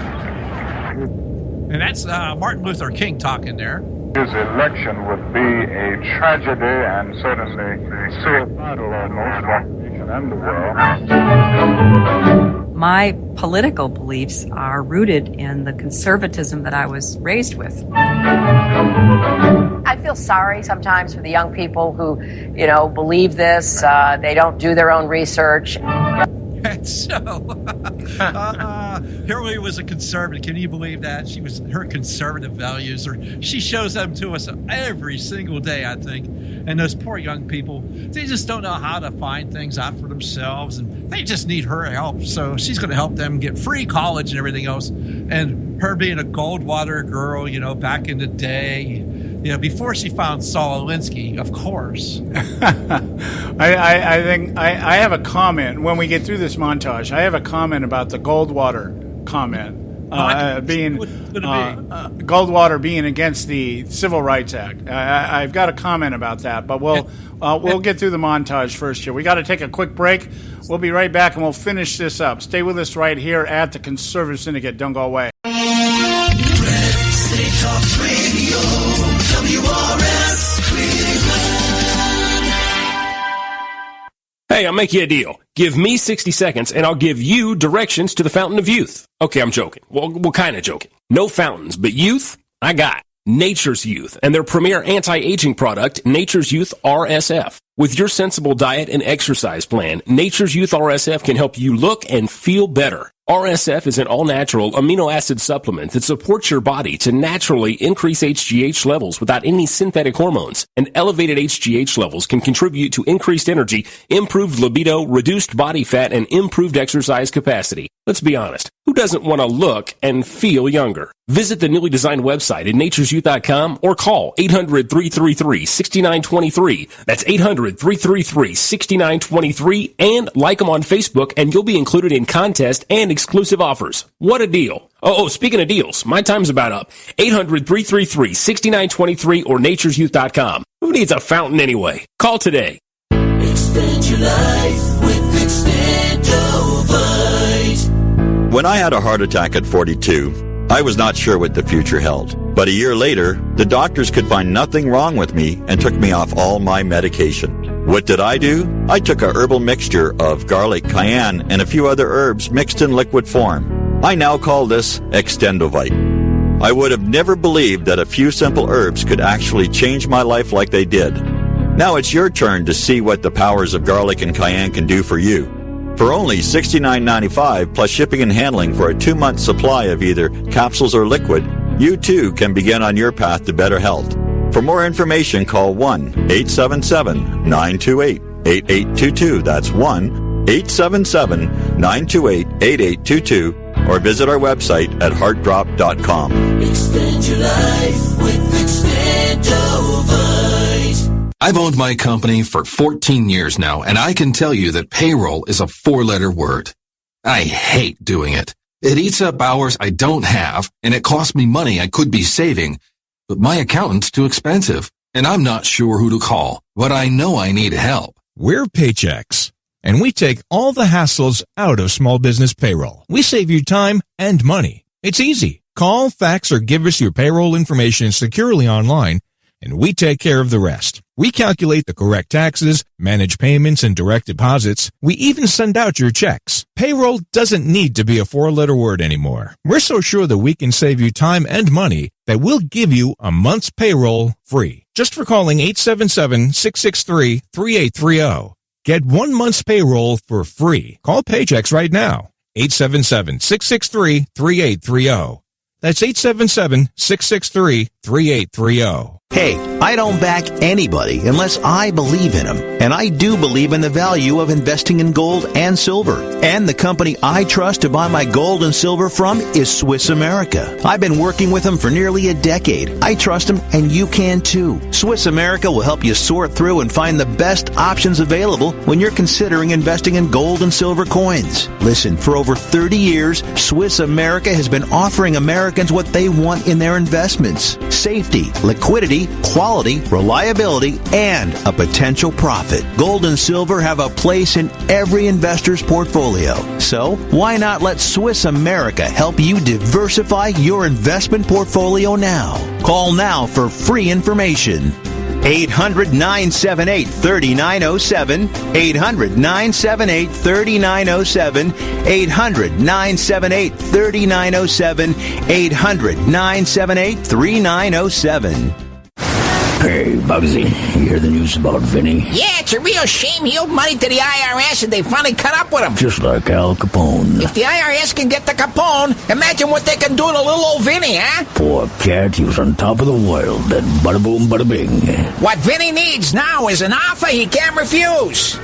Hey, you got a tax problem? Does the IRS claim you owe them a bunch of dough? They can get you too. So call the tax relief line now and learn if you qualify to negotiate your $10,000 plus IRS tax debt for up to a 75% savings. Don't be like Al or Vinny and get busted. Make this free call now. Learn how you may be able to pay the IRS less. Call now. 866-657-8474. 866-657-8474. 866-657-8474. 866-657-8474.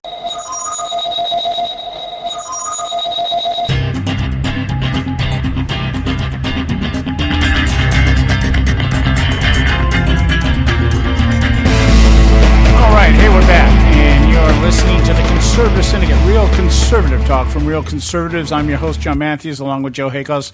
We're playing a montage of Hillary's past stances on different things here. And I do want to make a remark after we're through the montage here about her being a Goldwater girl. And there's so much in that one little statement here that in and of itself completely contradicts everything she proclaims to be today, but not because Barry Goldwater was against the Civil Rights Act. And I'll explain why. But go ahead, Joe. You have the con. Okay, so we got up to, let's see. Oh, yes, her films for young people and how she really cares about that. And now let's move on. We're going to move on. And this is how much Hillary cares about the unborn. The unborn person doesn't have constitutional rights. Are you saying that a child on its due date, just hours before delivery, still has no constitutional rights? Under our law, that is the case. So in the third trimester of pregnancy, there is room for looking at the life.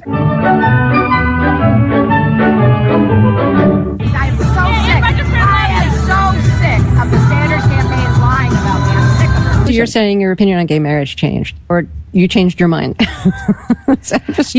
have to say, I think you are being very persistent, but you are playing with my words and playing with what is such an important issue. I'm just trying to clarify so I can understand. No, I don't think you are trying to clarify. He's a very arrogant person to deal with, which I think is a combination of this vision of Russia and some fundamental insecurity. I could have told him he was a KGB agent. By definition, he doesn't have a soul. I mean, this is a waste of time, right? Как минимум, государственный деятель должен иметь голову. That's Hillary Clinton talking about Vladimir Putin, okay, and she is says that he's a KGB guy, and so he doesn't have a soul. And I'll just translate for you real quick what Putin said. He said, "I don't have a soul. Well, at least I have a brain." and so we'll move on. Only a few days ago, she said that what Russia is doing in Eastern Europe resembles what Hitler was doing in the 1930s. Mrs. Clinton has never been too graceful in her statements. When people push boundaries too far, it's not because they are strong, but because they are weak. I remember landing under sniper fire. There was supposed to be some kind of a greeting ceremony at the airport, but instead we just ran with our heads down to get into the vehicles. Her arrival in Bosnia was not quite as dramatic as Clinton put it. Memory should always match the videotape. I have been a critic of NAFTA from the very beginning. I think that NAFTA is proving its worth. They are going to people showing videos of Donald Trump insulting Islam and Muslims in order to recruit more radical jihadists. The fact checkers have said that she was wrong. All my grandparents, came over here, and turns out only one was an immigrant, 3 were not.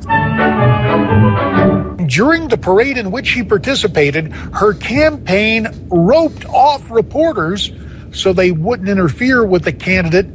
Clinton operatives blasted reporters camped across the street from an outdoor fundraiser in white noise or static noise so that reporters couldn't hear what she was telling the donors. Hi, Secretary Clinton, will you release a transcript of your paid speeches to Goldman Sachs? No, there's a lot of controversy over their speeches. When Hillary voted to authorize the war in Iraq in 2002, Clinton promoted the war-torn country as a place where American corporations could make big money. It's time for the United States to start thinking of Iraq as a business opportunity. Oh, yes, a business opportunity. Yes. As we send our men and women there to die, fight and die over there. It's a business opportunity waiting to happen. Thank you, Hillary. Her transparency as she laughs off the Golden Sachs speeches, transcripts. That was pretty funny too. I'm sure she liked that one too. And I just love how Hillary thinks that even at 36 months, or I'm sorry, at the third trimester 36 weeks into a pregnancy that you can still abort a baby. I'm thinking, hey, Hillary, what about 36 weeks after they're born? Might as well, you can still kill them then too, right? Yeah. Yeah. She really cared. She's such a loving person, and even tempered. I mean, my goodness, and honest too. Remember when she landed under sniper fire in Bosnia? Yes, such a just honesty and integrity just oozes from every time. Hey, I look up, I see Hillary Clinton's face. I think honesty, integrity. Yeah, it's gone right out the window. Actually, is what I think. But anyhow, John, you had a thing about Goldwater, and so. This is a good time to bring that up. I understand what you're going to say. Yeah, well, outside of the fact that some of these comments, especially the comment about abortion, how anybody with the IQ of seaweed could sit there and listen to this woman tell you about, it takes a village, and I've spent my whole life working for children, and I passed legislation that got 8,000 disabled kids health care, and this, that, and the other. And then we go into the Iraq thing, the Middle East conflict. Time to look. Well, apparently Bill Clinton has picked up on that. We talked about that today, about people that are into Sharia law sending millions of dollars to the Clinton Foundation. One of his donors is actively funding ISIS. And that doesn't seem to be a big issue for anybody. But then, if somebody wants to bring in 550% increase of Syrian refugees without having them vetted properly, I guess that kind of makes sense. But the one I picked up on... Well, we had a bit of trouble, I think, up in, I believe in Oregon it was. Yeah. One of these refugees just the other day. Yeah, so, but the thing that really stuck out to me was I'm a Goldwater girl. Okay? Yeah, I think you did that. All right. Now, the idea here, of course, the idea being that Goldwater is perpetrated by the left, that Goldwater was against the Civil Rights Act, that he was just adamantly against the Civil Rights Act. And, of course, he was, but for the reasons I'm going to lay out for you, not the fact that he was a racist. Yeah. In fact, it was quite the opposite. And when you hear Goldwater's stance on why he was against the Civil Rights Act, it puts Hillary Clinton even more into the progressive mindset. It paints her for what she really is, and that is a pandering, corrupt individual that will say anything to anybody to get a vote. Now, Barry Goldwater, when the idea was floated to write the Civil Rights Act in 1964, and there are a lot of things behind what prompted Johnson to get involved in something he didn't really want to get involved in. Obviously, it was the idea that, as we reported, I think, a couple weeks in the show, they realized it was during the Kennedy and Nixon fervor when they were running against each other before Johnson took office, or before he got into office and then ran for re-election. That Martin Luther King had been jailed. Yes. And Richard Nixon had tried to get Martin Luther King released. And Martin Luther King was a Republican. And he couldn't get through the channels to get to Jack Kennedy, who at that time, was he sitting president? I believe he was sitting president. No, this is before that, but still, he was trying to get there, and so this is what helped. Yeah, he could, but he couldn't get to Kennedy. Yeah, well, he couldn't get to the people that would release King from jail. Yeah, he was trying to pull some strings basically, and he couldn't get to the people that he needed to get to. So Sergeant Shriver found out about this and got a hold of Kennedy and said, "At least make a phone call, and that'll look good for us." And that's what he did. And the rest is history. Yeah. So what happened from that point is that somebody on the Democrat side realized, oh, the black vote is worth getting now. Okay, that's really what it boiled down to. Up until that point, the Kennedys were not real civil rights people. Bobby Kennedy became a civil rights advocate because when he ran in '68, he knew that the black vote was going to be important because of what had happened with John Kennedy before.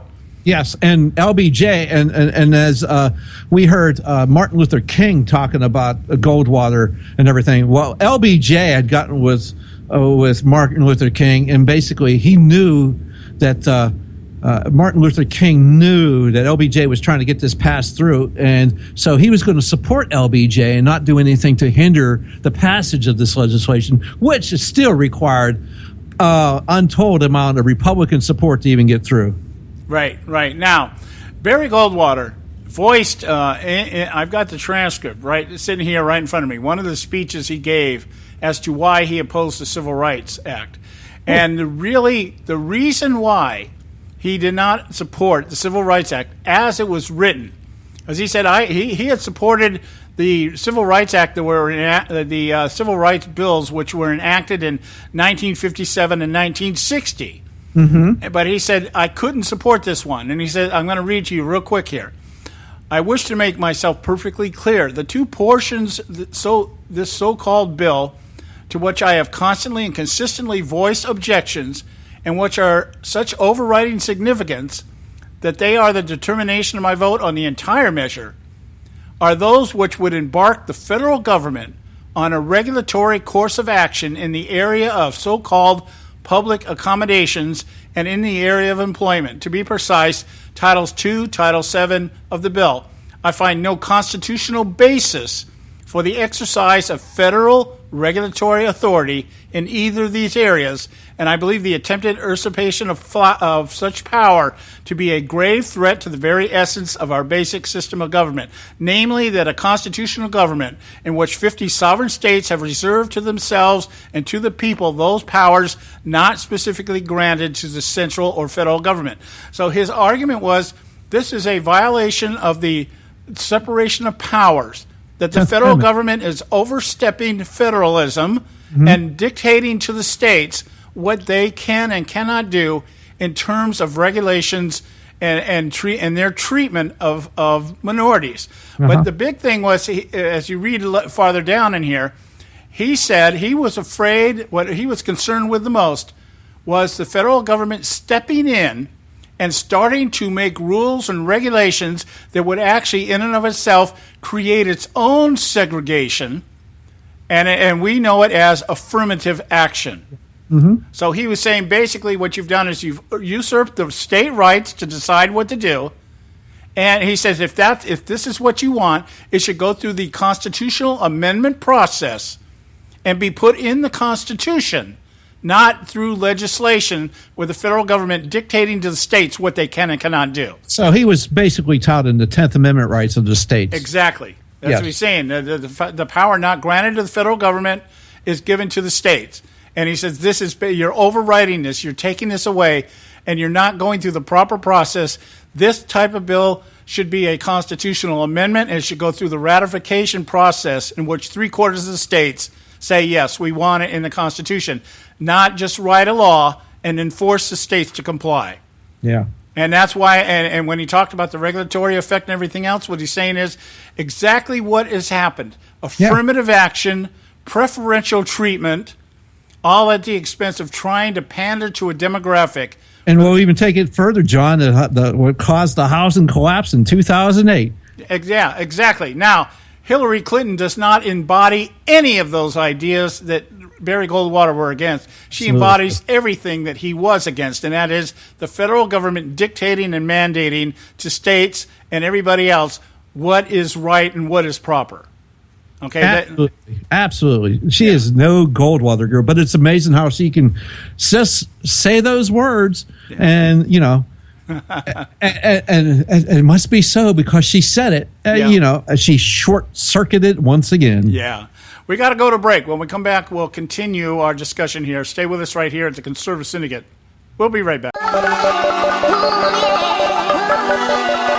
A healthy attitude toward human politics will be relentlessly cynical. Consider us health food for the heart, mind, and soul. TheConservativeSyndicate.net. Real conservative talk from real conservatives.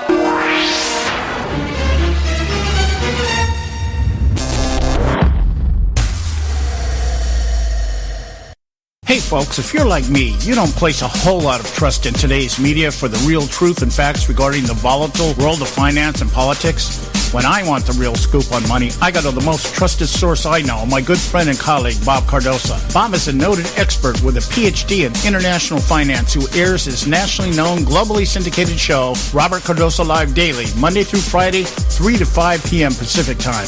With Bob, you get the right information at the right time from someone who knows his business and can help you make the right decisions concerning yours. Again, Bob airs daily, Monday through Friday, 3 to 5 p.m. Pacific Time.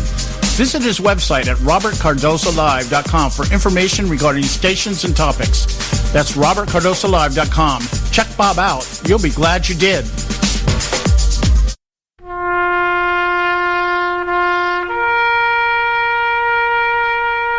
Read something recently worth thinking about. It's the soldier, not the campus organizer, who's given us freedom to demonstrate. It's the soldier, not the reporter, who's given us freedom of the press. It's the soldier, not the poet, who's given us freedom of speech. It's the soldier who serves under the flag, who defends the protesters' right to burn the flag. Isn't it time now to demonstrate that we support our troops? Were it not for the brave, there'd be no land of the free. Fred Thompson's message was brought to you by citizensunited.org.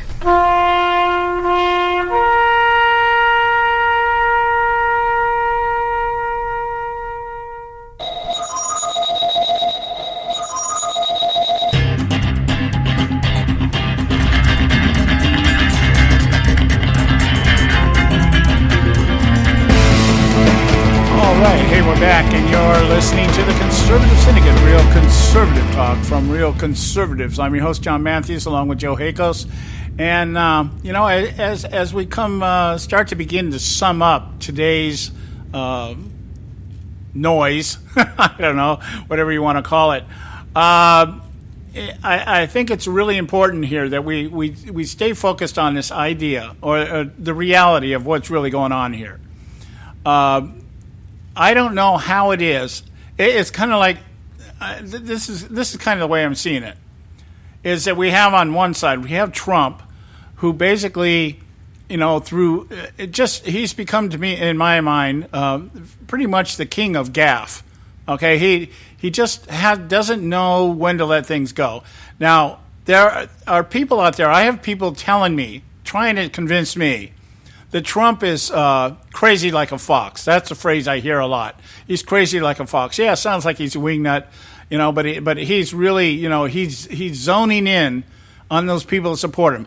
If that's what's happening, if that's truly what's happening, it's not what I think is happening, but if that's what's happening, and it does incite or inspire, whichever word you want to tag on his supporters, if it incites people to the polls, great. If it inspires people to the polls, even better. And if that number shows up, like everybody is thinking is out there, then this thing is going to be Clinton's going to get her. She's going to get schlonged. Okay. On the other hand, if the left, because I don't think the left is going to do it with numbers. I don't think they're going to actually get out there and have a high turnout like they did in 2008. I think the 2012 election showed that. Even with Obama winning re-election, the numbers were down. And I don't see Democrats in mass just going, yeah, she's our savior. I think it's more, people that are going to go to the polls are not going to be voting for Hillary Clinton. They're going to be voting against Donald Trump.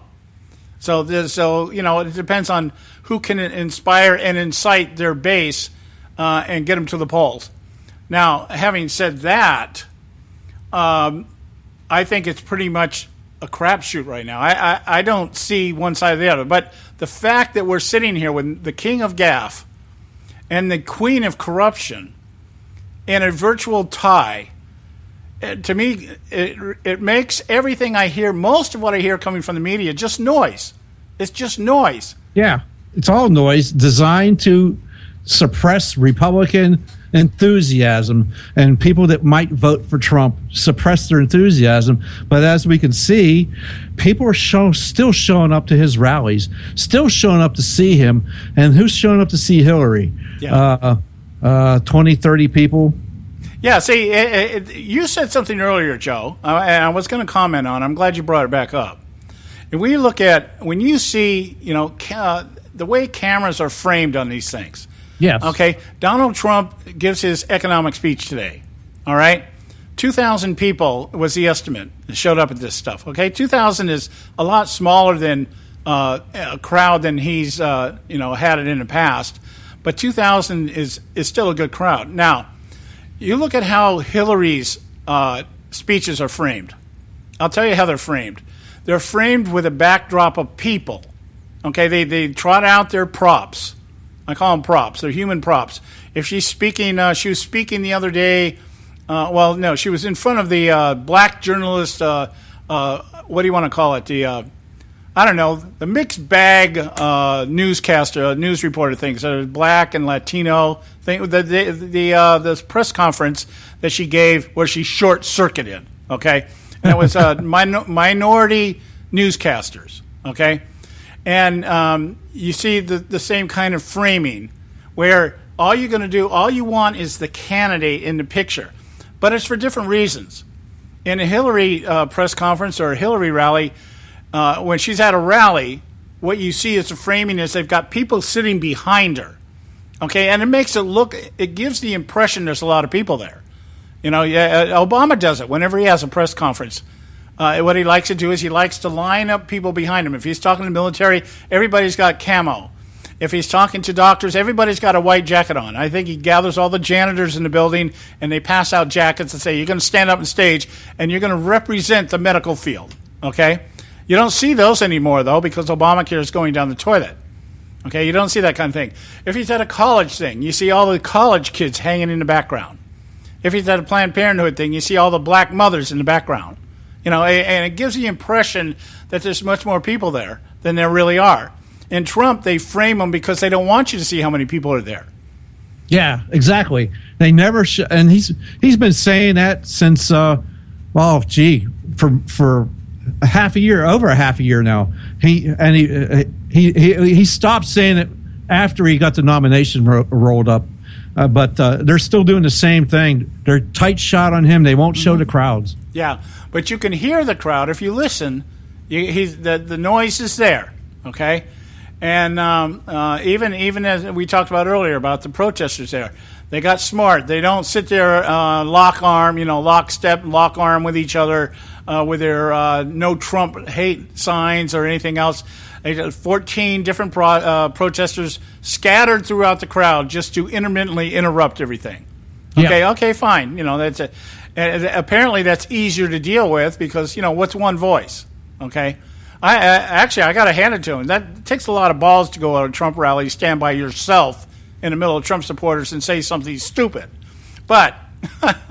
Knowing that you're going to get drug out of there. Yeah, but that's the whole idea. That's the whole idea because you get that attention, and all the Sanders supporters are sitting around watching and going, "Oh yeah, pass me the bong." Okay, that's worth another hit. Anyway, all this is said and done here. I had a point there. I just kind of lost. Oh, gee. It's just. When you start packing this thing all together here, it's just going to be if the left can. That's what it was. If the left can dissuade or disappoint enough Republicans to keep from coming to the polls, and this is where the collusion comes in with the Republican Party, the establishment. They're trying to do the same thing. They're trying to keep people from the polls. So anyway, that's our show for today. I just looked at the clock here. We're out of time here. We'll be back tomorrow. We're going to carry on a little bit with some of this, and I'm sure by tomorrow we'll have fresh stuff for you because it's just happening by the minute here, one way or the other. Yeah, I'm sure we'll have more Donald Trump stuff to talk about. Yeah. Well, a little bit. Oh, yeah. We want to analyze his speech today. That's what we're going to do tomorrow. Stay with us. We'll talk to you tomorrow. Visit our website, theconservativesyndicate.net. We love you. We thank you so much for being loyal to us and being part of our program. This is why we do this. We love you. We'll talk to you tomorrow.